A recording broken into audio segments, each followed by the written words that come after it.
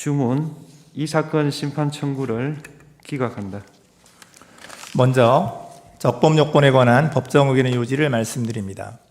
피청구인은 이 사건 탄핵소추의 의결은 헌법 65조 2항 단서가 정하는 국회 제적의원 3분의 2 이상의 찬성을 충족시키지 못하였기 때문에 이 사건 탄핵심판 청구는 부적법하다고 주장합니다.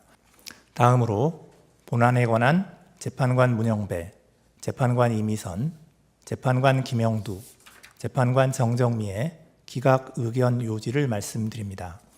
우선 피청구인의 헌법 또는 법률 위반 여부를 소추 사유별로 살펴보겠습니다.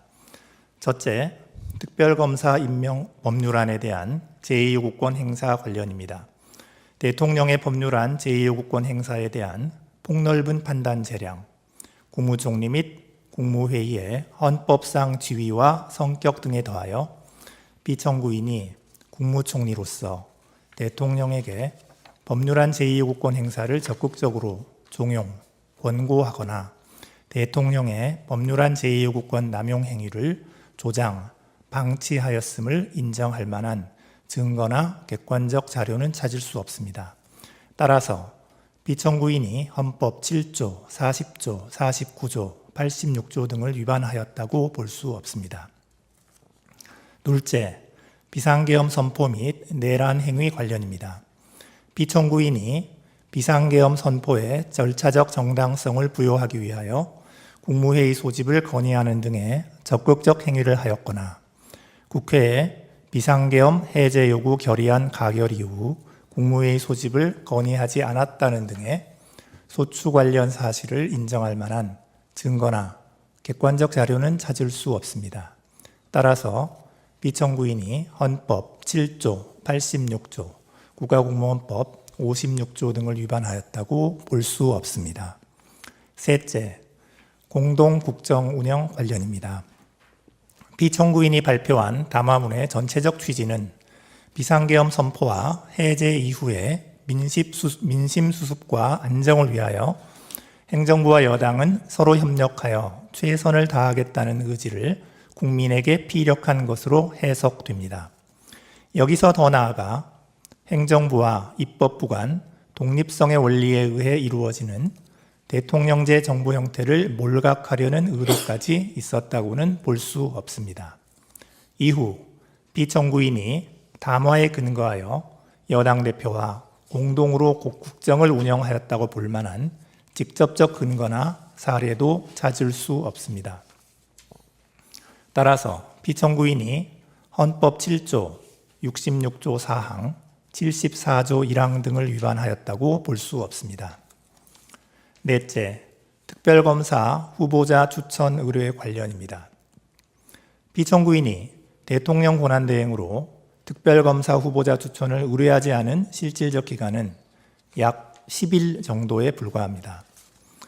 추천위원회 구성이 헌법재판소에 계속 중인 권한쟁의 심판 사건에서 문제되는 특별검사 후보 추천위원회의 구성 및 운영 등에 관한 규칙에 근거하고 있어 추천위원회의 특별검사 후보 추천 의뢰의 적절성 및 그 영향을 검토할 시간이 필요하였던 사정이 엿보입니다.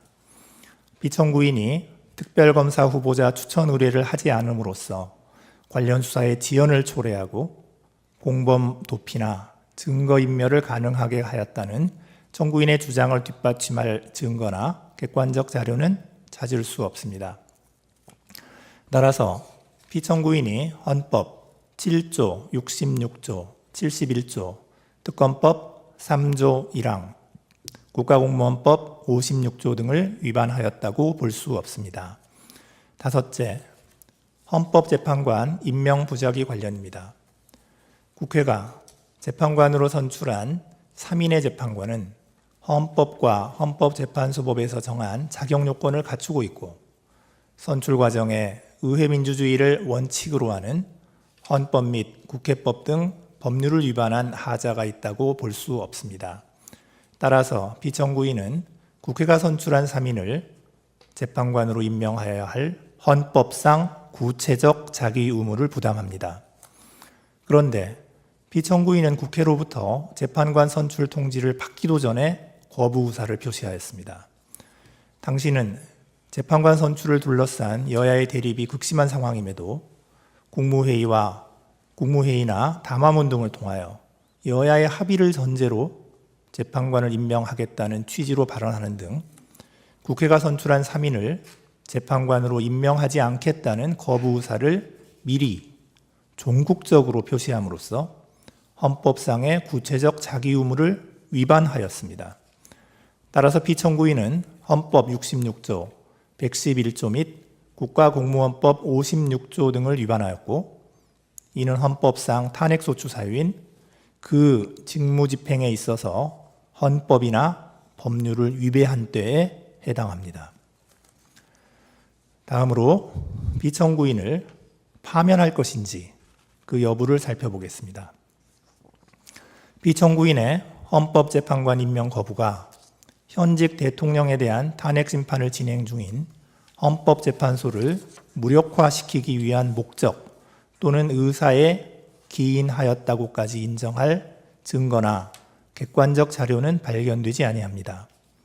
또한 당시 헌법재판관 임명을 둘러싼 정치적 갈등이 지속되던 와중에 현직 대통령에 대한 탄핵소추 의결로 피청구인의 대통령 권한대행으로서의 역할과 범위 등에 관한 논란이 계속되고 있었다는 점 등을 고려하면 피청구인이 헌법 및 법률 위반이 임명권자인 대통령을 통하여 간접적으로 부여된 국민의 신임을 배반한 경우에 해당한다고 단정할 수 없습니다. 따라서 피청구인에 대한 파면 결정을 정당화하는 사유가 존재한다고까지는 볼 수 없습니다. 이상입니다.